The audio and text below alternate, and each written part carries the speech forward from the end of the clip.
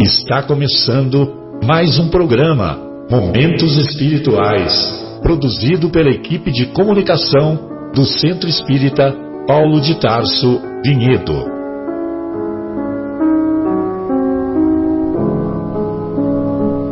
Se guardas contigo o estigma do sofrimento, indagando pela solução dos velhos problemas do ser e da dor, se percebes a nuvem que prenuncia a tormenta e o vórtice traiçoeiro das ondas em que navegas, vem conosco, estudemos a rota de nossa multimilenar romagem no tempo, para sentirmos o calor da flama de nosso próprio espírito, a palpitar, imorredouro na eternidade, e acendendo o lume da esperança, perseveremos juntos, em exaltação de alegria, que Deus, o Pai de infinita bondade, nos traçou a divina destinação para além das estrelas.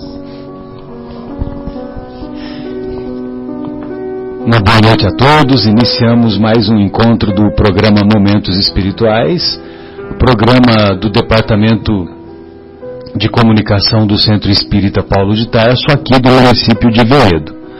Falamos ao vivo da Rádio Capela FM 105,9, hoje, dia 19 de outubro de 2018.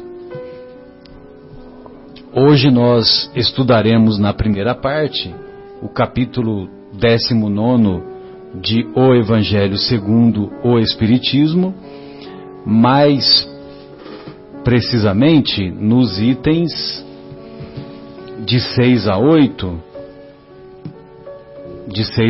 do capítulo 19, intitulado A Fé que Transporta Montanhas. Muito bem, e lá na Fé que Transporta Montanhas,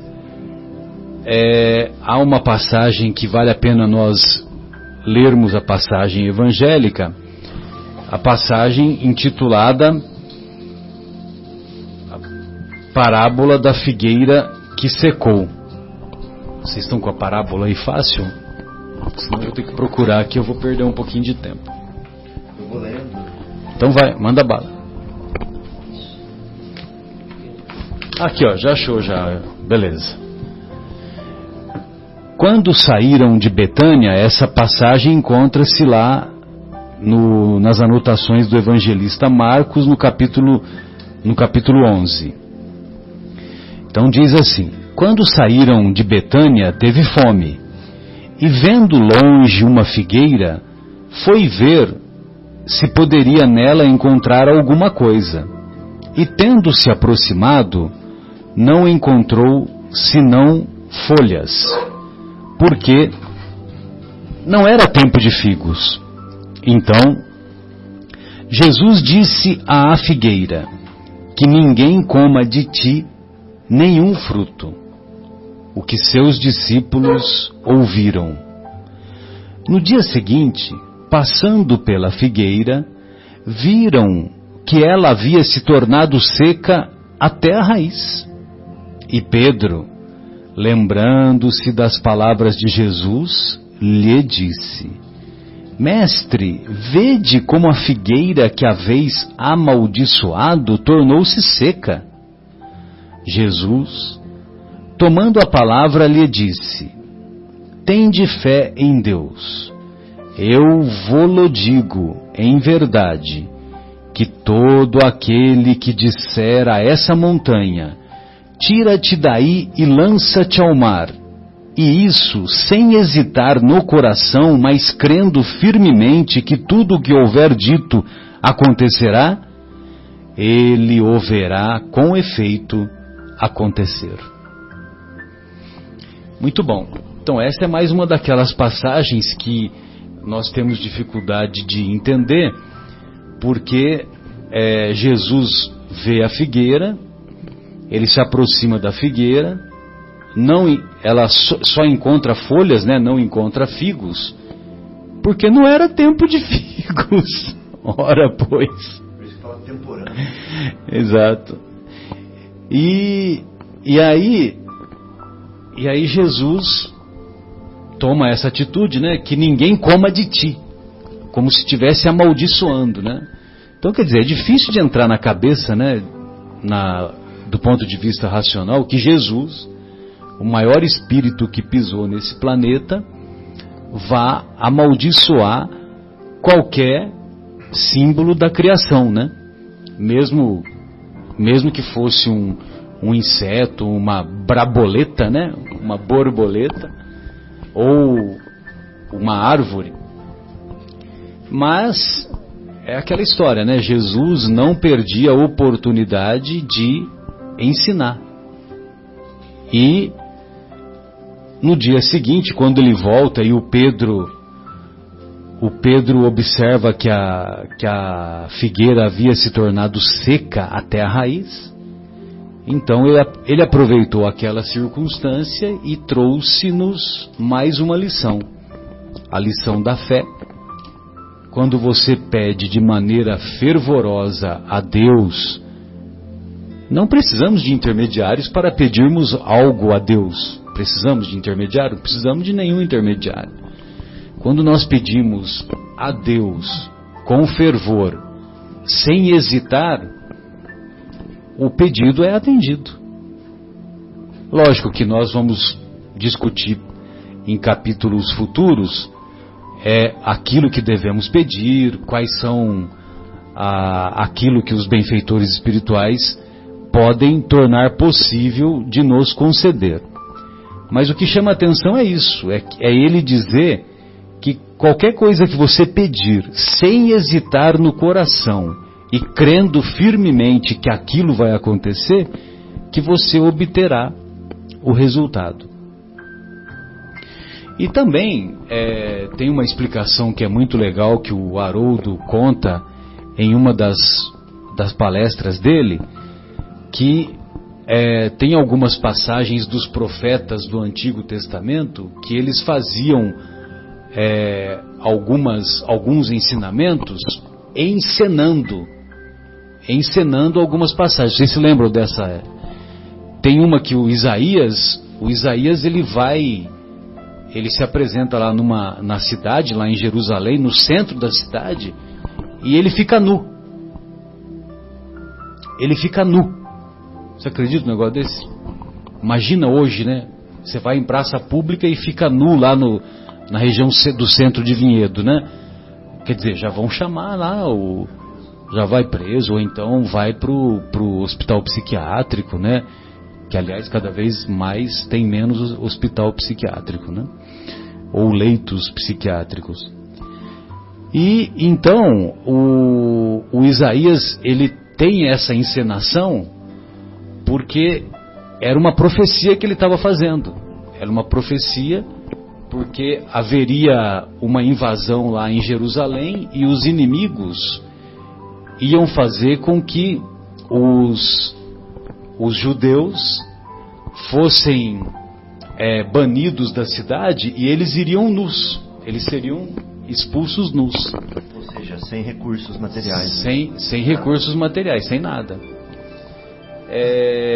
Então, quer dizer, essa história aí tem mais alguns detalhes que agora eu não me lembro. Você se lembra desses detalhes? Sim, eu me lembro. Sobretudo da figueira, que aí eu gostaria que você falasse, Fábio. Então, a história da temporã, né? Jesus... Então, disseca a figueira para nós.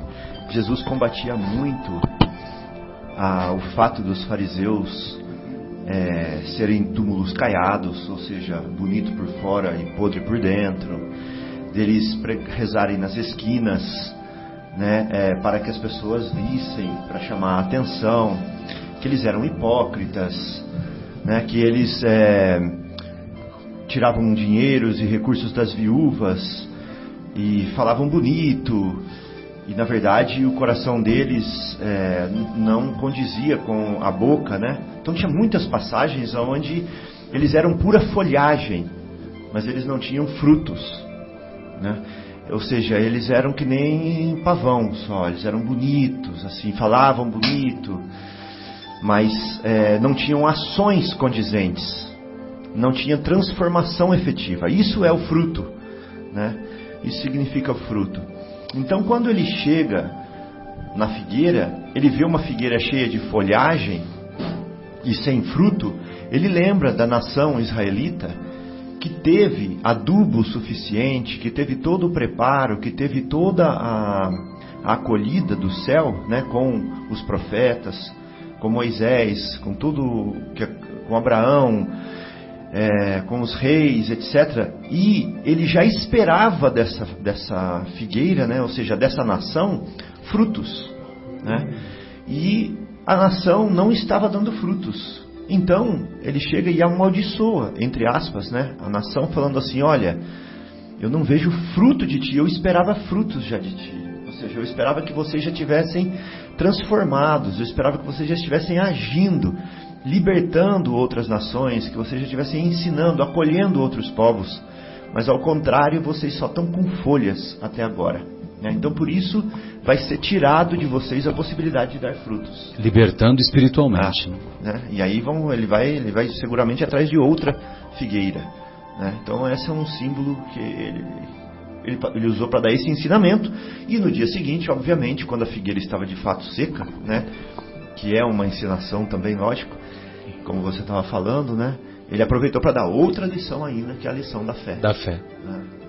Exatamente. Ele não desperdiçava oportunidades de deixar os ensinamentos. Tanto é que os ensinamentos chegaram até os dias de hoje. Exatamente. E porque foi fácil de guardar desse jeito, né?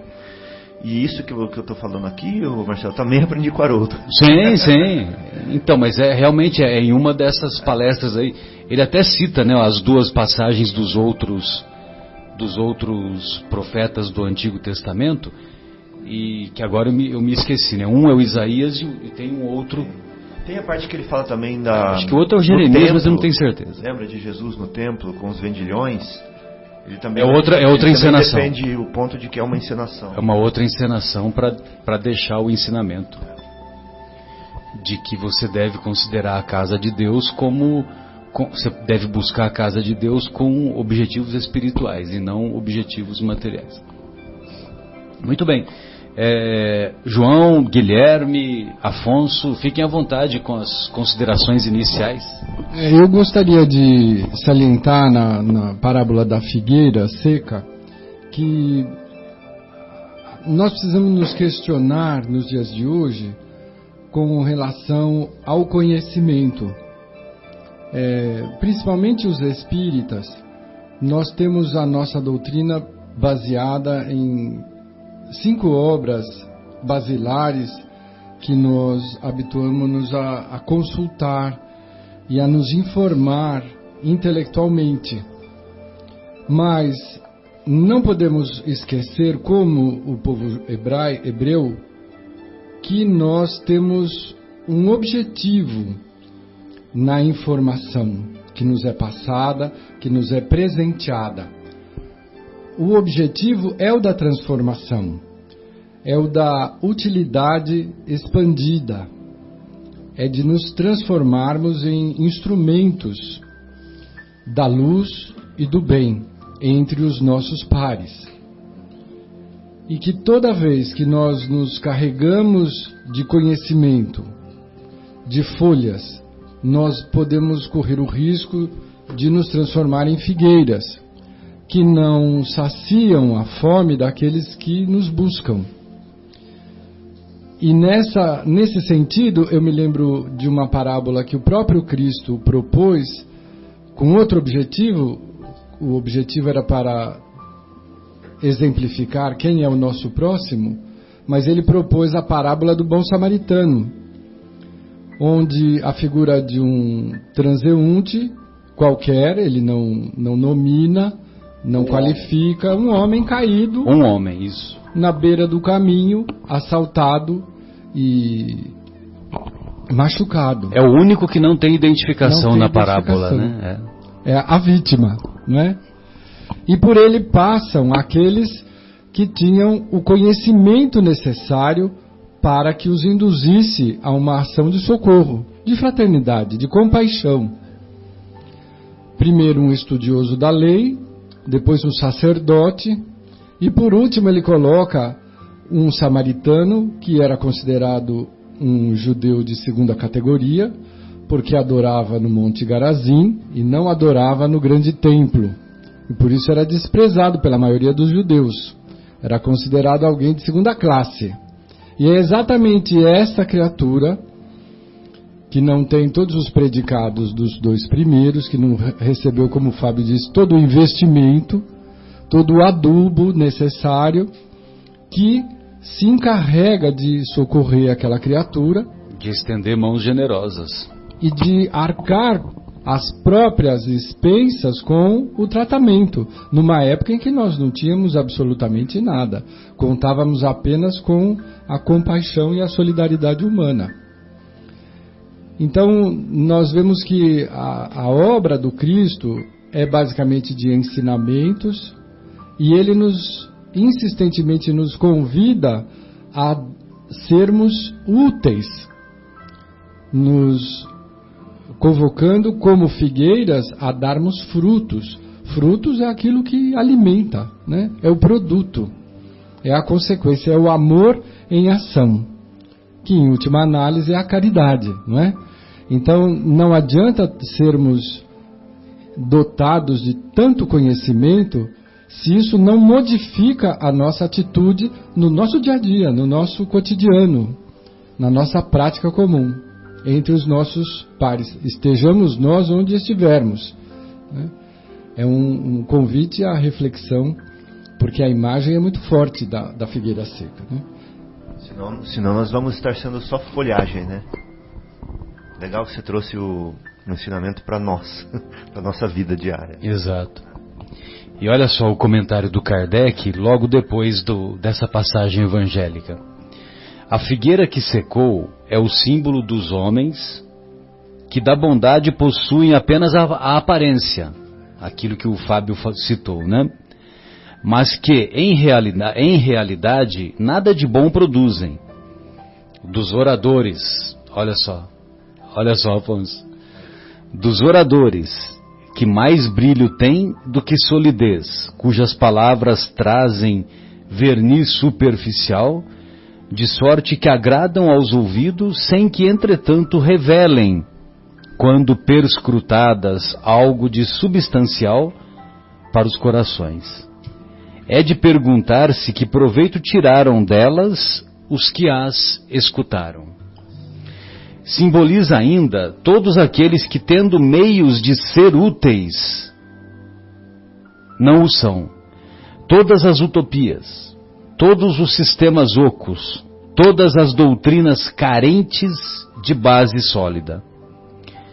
O que as mais das vezes falta é a verdadeira fé, a fé produtiva, a fé que abala as fibras do coração, a fé, numa palavra, que transporta montanhas. São árvores cobertas de folhas, porém baldas, raras de frutos. Por isso é que Jesus as condena à esterilidade, porquanto dia virá em que se acharão secas até a raiz.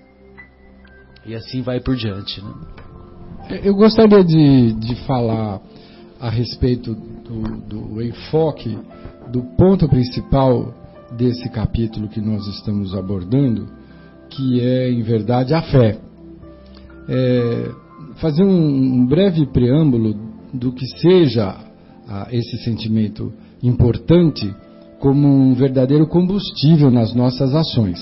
A fé religiosa, ela é basicamente explicada como sendo a crença nos valores que caracterizam a nossa religião, aquela que adotamos como norma de conduta. Então, o tanto que você dedica de acreditar, de confiar nesses princípios, dogmas ou postulados, isso caracteriza a fé. Portanto, a fé religiosa, ela é importante na condução da nossa atitude com relação ao dogma, aos princípios que adotamos. Sem ela, nós não conseguiremos ações, frutos. Mas nós precisamos lembrar que a doutrina dos Espíritos, ela nos trouxe a oportunidade de conquistarmos a fé raciocinada, porque em verdade conhecemos até o advento do Livro dos Espíritos, que inaugura a era da doutrina espírita, a fé cega, que não questiona, mas que importa admitir e acreditar em todos os dogmas de fé, sem explicação, sem a utilização daquilo que nós temos como a nossa mais alta conquista, que é a consciência, a razão. Então, os Espíritos nos proporcionaram em tempo oportuno, no meio do século XIX, a conquista da razão, né? E a fé que se baseia nesse atributo humano, que um dia nos transformará em anjos, mas que por enquanto ainda estamos degladiando no nominal. De forma que a fé raciocinada, ela é uma conquista relativamente recente, mas que nós precisamos refletir sobre o quão importante ela seja. Porque não é um atributo puramente intelectual. Nós precisamos entender que a fé é exatamente uma conquista que nos vai permitir vivenciar as nossas experiências evolutivas melhor, de forma mais agradável. Você pode passar pelas tribulações de duas formas, bem ou mal. Você pode bem sofrer ou mal sofrer. Você pode passar por um período de adversidade, acreditando na possibilidade de superação e entendendo o obstáculo como um convite ao crescimento, à superação, um degrau na verdade. Ou você pode amargar e não só não aproveitar a oportunidade, como ainda se comprometer gravemente numa atitude pessimista, se autodestruindo num processo de depressão ou destruindo o próximo num processo de violência. Então a fé tem exatamente essa importância quando ela existe, ela nos auxilia, quando ela faz parte do nosso estoque pessoal, mas quando ela não faz, ela nos compromete profundamente. E aí vem o capítulo nos pedindo para que nós lembremos aqueles que dizem, mas eu nasci sem fé, eu não tenho culpa. Os nossos companheiros já nasceram dotados desse sentimento. Então, eu não tenho culpa. E não é verdade. Os Espíritos nos advertem que somos nós os que precisamos conquistar os valores da fé. E não esperar que ela nos encontre ou nos alcance ou nos seja dada gratuitamente. Acho que esse é um ponto e um caminho importante para trilharmos, né? Isso sem dúvida. Pois não, João, fica à vontade. Eu na realidade, eu queria só ler as palavras aqui do André Luiz, porque no Vivendo o Evangelho. Vivendo o Evangelho, volume 2, só para a gente dar uma conversada em cima desse assunto aqui, que é bem interessante.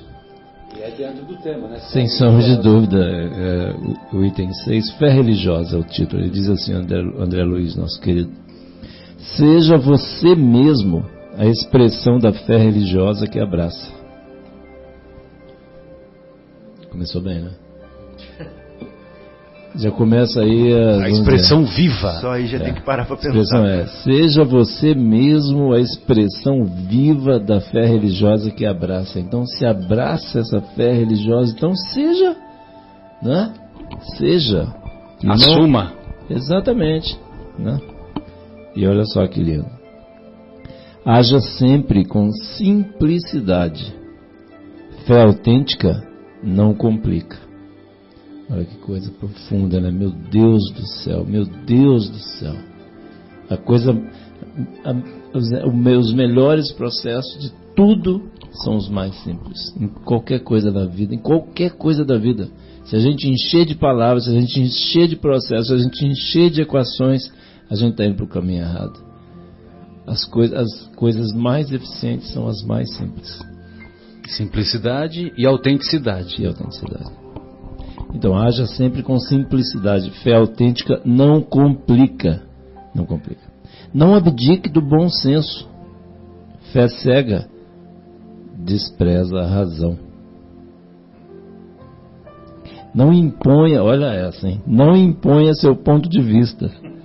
Fé religiosa é assunto pessoal. Aquela fé lá dentro do coração. Onde é mesmo que Jesus falou que é para a gente estabelecer o reino de Deus? Nos nossos corações.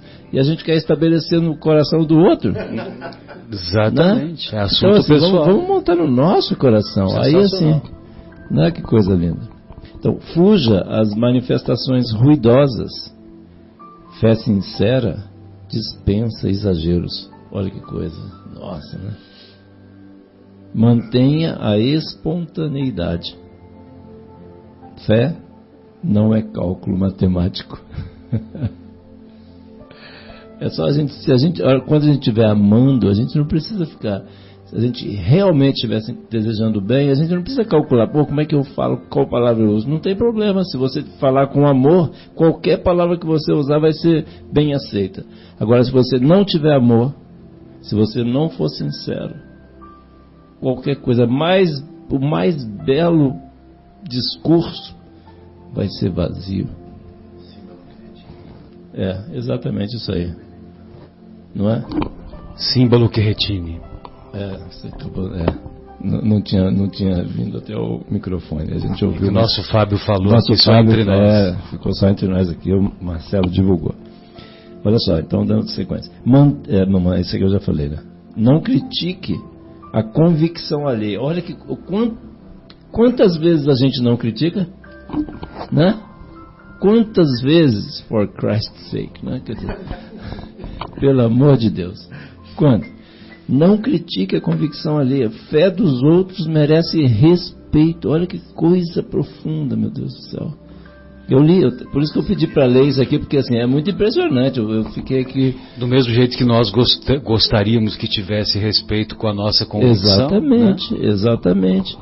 E inclusive, né, voltando sempre a Dona Marta, que eu cito, né, ela fala assim, absolutamente todas as religiões são importantes, todas são muito, e inclusive ela falava o seguinte, um negócio muito, ela era muito bem-humorada, né?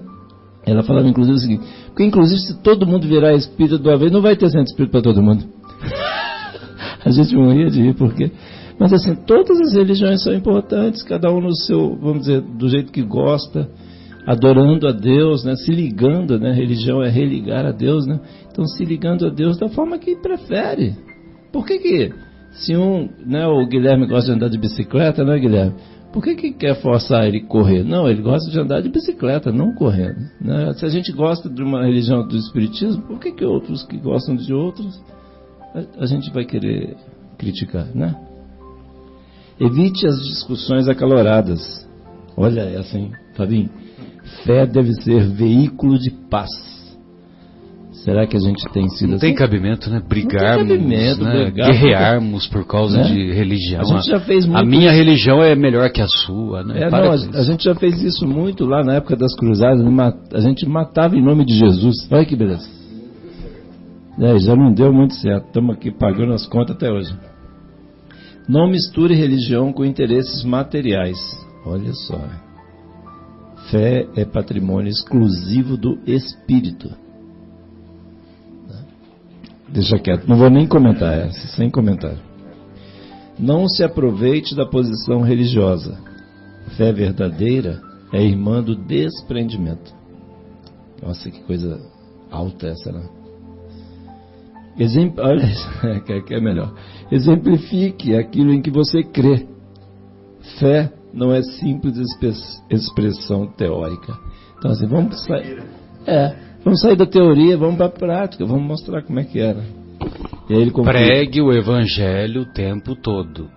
Se necessário, use palavras. É isso aí, o Marcelão. Que é o Francisco de Assis que falou isso, né? Atribuído a ele. E o Marcelo sempre nos lembra aqui, muito bem lembrado. E aí o nosso André Luiz querido termina assim: a fé religiosa é ligação com o alto, em busca da luz divina que conforta e esclarece.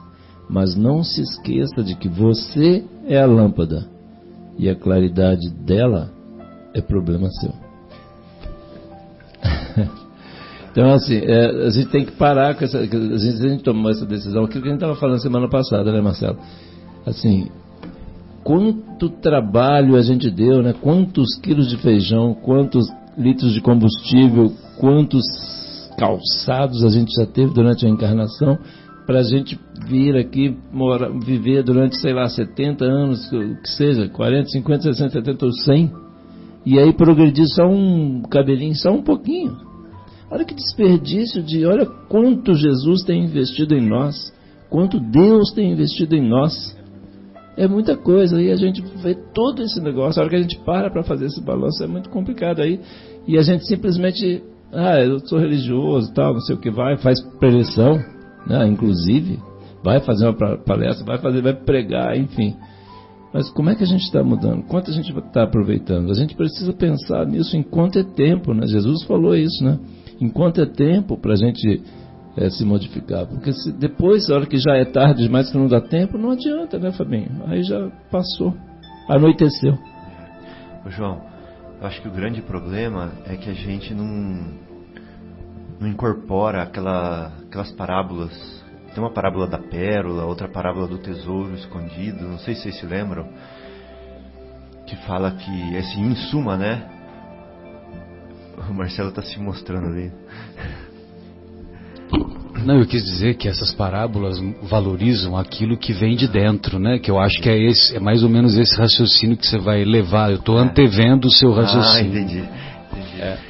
E também que... A antevisão do fato. É isso aí. Eu pensei que ele estava falando assim, esse é o meu caso, Fábio. Também, né? Também. Então, que é assim, tipo, o cara encontra um tesouro, né? Aí ele vai, enterra o tesouro, vai lá na onde ele mora, vende tudo que ele tem, dá tudo embora e volta e compra o terreno onde está aquele tesouro. Entendeu? Ou seja, não é exatamente assim, mas o que quer dizer a parábola é assim, que nós, com o Evangelho, encontramos um tesouro, né? E vai chegar o tempo, né, quando nós estivermos amadurecidos, em que nós vamos vender tudo, deixar tudo de lado e vamos viver o Evangelho, né? Vamos atrás do tesouro, vamos ver para o tesouro, né? Ou para a pérola, porque tem outra parábola da pérola também que fala a mesma coisa. Mas a gente fica atrás das outras coisas, a gente não liga muito pro tesouro ainda. Essa questão, por exemplo, a gente conhecer, saber de cor, né, vamos dizer, os ensinamentos, não é isso, né? Não é isso que Jesus falou para a gente fazer. Quanto a gente está empregando, né, efetivamente lá no dia a dia, lá em casa, né, no carro, né, eu sempre falo assim, no trânsito, nosso velho exemplo do trânsito, né, Fabinho? Na fila do banco, com o colega de trabalho, com o professor, ou com o aluno, ou com o pai, com a mãe, com o filho, enfim, né, como é que a gente está? Né, aquela questão lá, a dona Marta, de novo, ela sempre fala assim, a gente chega lá no final lá da encarnação, o nosso mentor estende aquela mão luminosa para nos acolher, e a gente estende aquela mão suja, cheia de, né, aquele carnê enorme de conta para pagar. Eu falei, meu Deus do céu. Eu falei, gente, menino, você não aprendeu não. Eu falei, João, você não aprendeu ainda até agora, meu filho. Você leu quantas hora evangelho você tem, né? Quantos evangelhos, quantas vezes, quantos livros você leu, quantas palestras você assistiu. Você nasceu já na época aí do YouTube, já tem a palestra do Haroldo, esse pessoal tudo que fala, vem aqui ouvir o Marcelo, aqui o Fabinho, né, o Afonso, todo mundo falar, e aí você não melhorou nada, meu amigo. Então, não pode, a gente precisa melhorar. É urgente isso aí, porque assim, essa questão é muito urgente, né? Eu acho que você tocou um assunto que é muito preocupante. O fato de estarmos no mundo, e a recomendação é que não sejamos do mundo, né? As preocupações materiais, elas ocorrem, nós estamos reencarnados com responsabilidades, mas o que você questiona e que serve para todos nós é quanto espaço espiritual nós temos dado aos nossos esforços, né? Quanto realmente nós temos dado um pouco de atenção, ou quanta atenção temos dado ao fato da necessidade de conquista de virtudes como a fé, através da nossa atitude, da nossa transformação. Eu acho que esse é um assunto hoje muito importante, porque o ritmo com que nós estamos vivendo as mudanças é muito alucinante, é muito rápido. E se nós não estivermos atentos, o tempo está passando e as conquistas vão ficando cada vez menores, né? O tempo vai ficando cada vez menor. Acho que é bom a gente parar um pouquinho hoje para refletir. É por isso que vale a pena aquela advertência do Paulo de Tarso: façamos o bem enquanto temos tempo.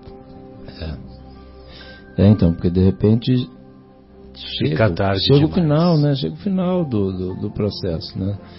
E aí aquela história: estragou o celular, você vai precisar comprar, vai ter que comprar um celular. Estragou o carro, você vai, assim, tá vazando o telhado da sala, vai lá consertar, assim. Mas assim, isso não é tudo, né? E aquele coração em frangalhos, tem que consertar o vazamento interno, exatamente, né? assim, o nosso vazamento espiritual interno, né? E aquele coração endurecido, né? Arrogante, prepotente, ciumento, né? Covarde muitas vezes.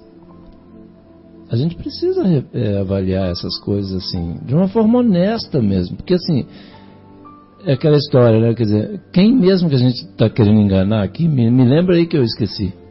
A gente não tem que mostrar para ninguém, a gente tem que ser para nós e para Deus só. A hora que a gente tiver que falar assim, vai ser um monte de gente olhando e todo mundo admirando, fazendo, né, nossa, que legal, como ele está parecendo. Não é isso que importa. O que importa é o que você sente com você mesmo e com Deus. A gente não precisa falar bonito para ninguém, né, Fabinho? Nem fazer pose. Isso é mentira. A conversa sempre é e sempre foi entre cada um de nós e Deus, né? Pois é, e aí a gente precisa, sabe, passar por cima desses negócios. E isso é muito forte. Estou falando porque assim, é legal essa conversa aqui, porque assim, a gente fica fazendo essa terapia de grupo aqui, inclusive com os nossos ouvintes e participando, porque assim, é muito forte essa questão do magnetismo. Sabe, a questão das coisas materiais, do comportamento, dos relacionamentos, né? Por exemplo, casamento, o relacionamento pai-filho, enfim, com um chefe bravo, com um subordinado difícil, com um professor, né? Quantos adjetivos cada um de nós e cada um dos nossos queridos ouvintes aí tem para classificar essas situações? A gente precisa ver esse negócio. E a gente não precisa mostrar para ninguém, a gente só precisa ser para Deus, né? É isso. Eu ainda fiquei aqui refletindo a respeito de um alerta importante, igualmente, no sentido de estarmos muitas vezes nos questionando, nos justificando. Eu não faço mal a ninguém. Eu cumpro as minhas obrigações, eu faço aquilo que se espera de mim, então eu não prejudico a ninguém, eu estou bem. E também não é verdade, porque a nossa consciência vai nos cobrar por tudo aquilo que nós pudemos ter feito e não fizemos, os talentos que nós detemos hoje, como o conhecimento, a vivência, a materialidade, né? Nós detemos muitos recursos materiais e intelectuais também, que para nós podem ser banais, mas para muitas pessoas pode ser a definição entre o desespero e a esperança. Às vezes um gesto, não é? Uma atitude, uma indicação, um sorriso pode fazer a diferença. Então, nós que estamos pensando que estamos abafando porque não estamos fazendo mal a ninguém, nós estamos deixando de prestar muitos benefícios que poderiam transformar muitas vidas. Será que não tem alguma coisa escondida aí? Inclusive, Afonso, bem lembrado isso aí, porque assim, tem num livro de Humberto de Campos, eu não me lembro, não vou lembrar agora qual que é a lição, mas o Humberto de Campos falando sobre, assim, vários espíritas, falando aqui dos espíritas, não nem todos os ouvintes, lógico, são espíritas, né, mas assim, o Humberto de Campos, nessa lição, ele comenta, que é um livro para espírita, né, dizendo assim, quantos espíritas desencarnando, chegando lá e sendo surpreendidos, porque estava esperando lá, vamos dizer, uma banda de música para recepcionar, e vai passar um período enorme no umbral, ralando, por causa desses enganos. A gente se engana, né? A gente acha que assim, só porque eu já li, já participei, frequentei o centro durante muito tempo, aí eu ajudei lá, comprei uns quilos de açúcar, de feijão, lá não sei o que, dei para não sei quem lá tal, e já resolvi. Não, para. Né? Aquela questão assim, a gente não precisa dizer para nenhuma criança, né? Quando ela está fazendo coisa errada, ela sabe a hora que está fazendo coisa errada. Ela faz aquela cara de sapeca. O Fabinho, que tem uns pequenininhos lá agora, né? Faz aquela cara de sapeca, sabe que está fazendo coisa errada. Então, a gente sabe quando está fazendo coisa errada. Ninguém precisa dizer para a gente que hora que a gente está errando, ou que hora que a gente não está se aplicando, como você falou, né, Afonso? Devidamente, não está usando os recursos que a gente recebeu, todos esses que a gente comentou mais cedo aí, né? Que a gente está desperdiçando, esses talentos, a palavra que eu tinha esquecido, a gente está desperdiçando os talentos. Olha quantos espíritos, nós aqui espíritas, né? Olha quantos espíritos, nossos mentores, nossos anjos da guarda, têm nos livrado de situações difíceis. A gente não tem noção, só quando a gente desencarnar que a gente vai saber o quanto eles nos protegeram em quantas situações críticas, aí a gente vai ter noção. Mas hoje a gente não tem essa noção e a gente está desperdiçando todo esse esforço. Não que assim eles não vão continuar sendo nossos amigos quando nós desencarnarmos, não vão querer fazer de tudo para nos auxiliar a estarmos melhor. Não, mas nós é que estamos perdendo tempo, não são eles. Né? É aquela história, não, que Deus vai punir, que existia aquela questão da religião, né? Que Deus vai punir. Que Deus vai punir? Deus só quer que a gente seja feliz. E a gente fica aqui se matando. E a lição que caiu, eu vou falar, inclusive a lição de ontem, que eu vou passar daqui a pouco, eu vou pegar.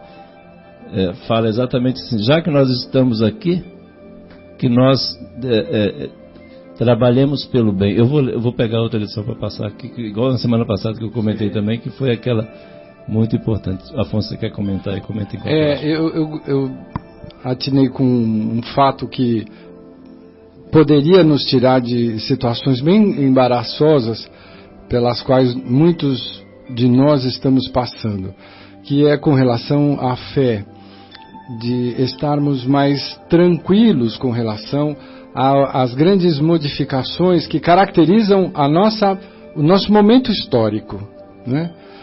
Planetário.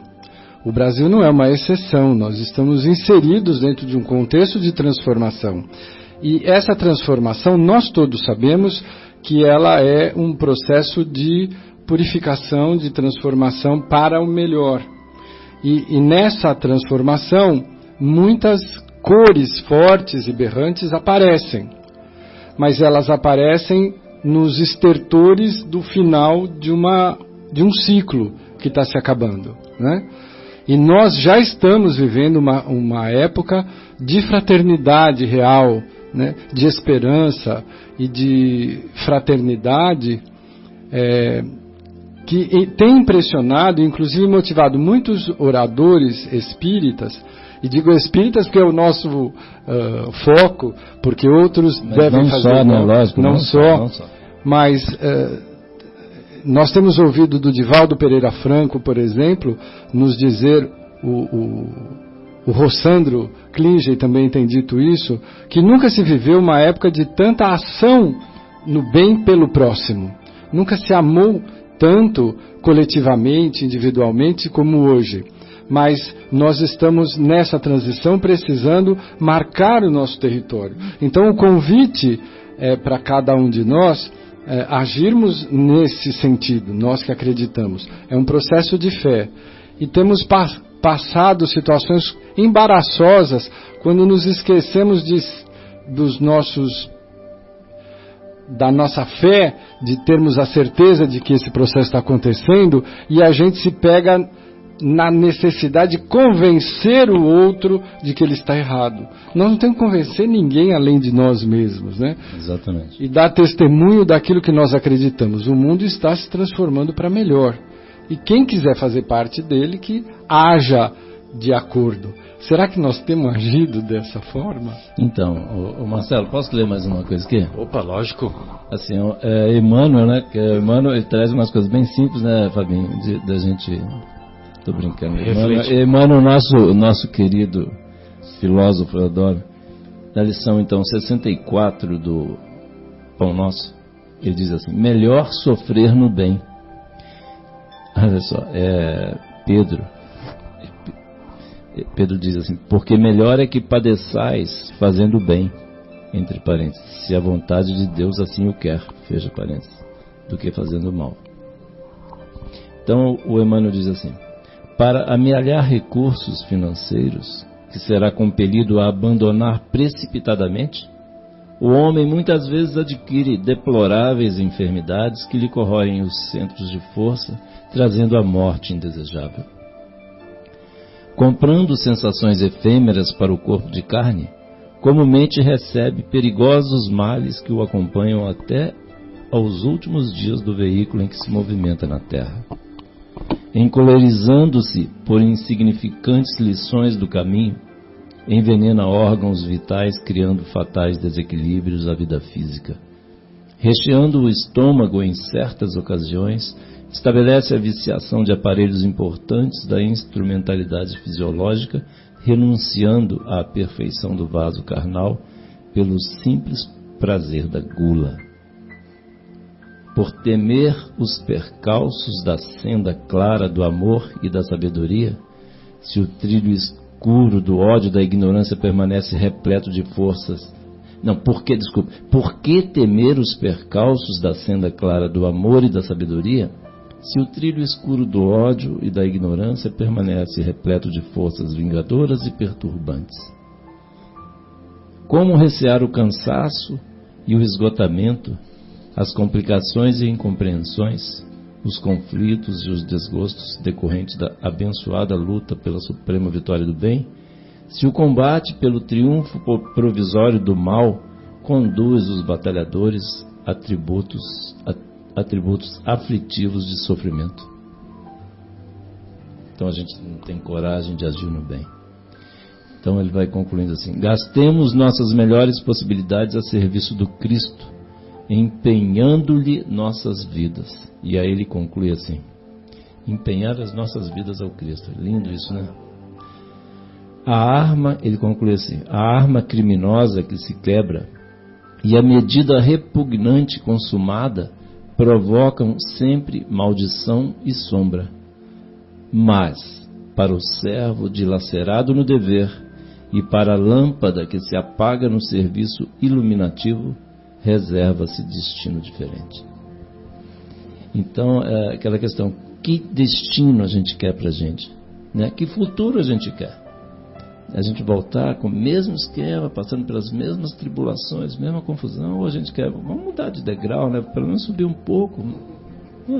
Porque assim, porque a gente, senão vai ser o mesmo sofrimento. A gente já tem essa informação, né? O Espiritismo nos deixa isso muito claro, né? Melhor sofrer praticando o bem, né? Sem dúvida. Eu gostaria de fazer uma correção carinhosa, né? Que quando você citou o livro do Humberto de Campos, você falou que o livro foi escrito para os espíritas, né? Lógico que eu sei que você não quis dizer isso, mas é só para a gente deixar claro que a obra do Chico Xavier é uma obra para a humanidade. É verdade, é uma obra para a humanidade. É que nós espíritas lemos com mais frequência. É um livro espírita, né? É um livro espírita. Exato. E assim, mas sem sombra de dúvida, são lições imorredores. Essa lição que eu acabei de ler aí. É que como a nossa audiência é uma audiência que nós esperamos aberta, que seja, né, aberta, né, e quanto ecumênica, né, exatamente, que seja repleta de pessoas de outros pensamentos, porque o objetivo é esse, né? O objetivo é trocar informações, não é?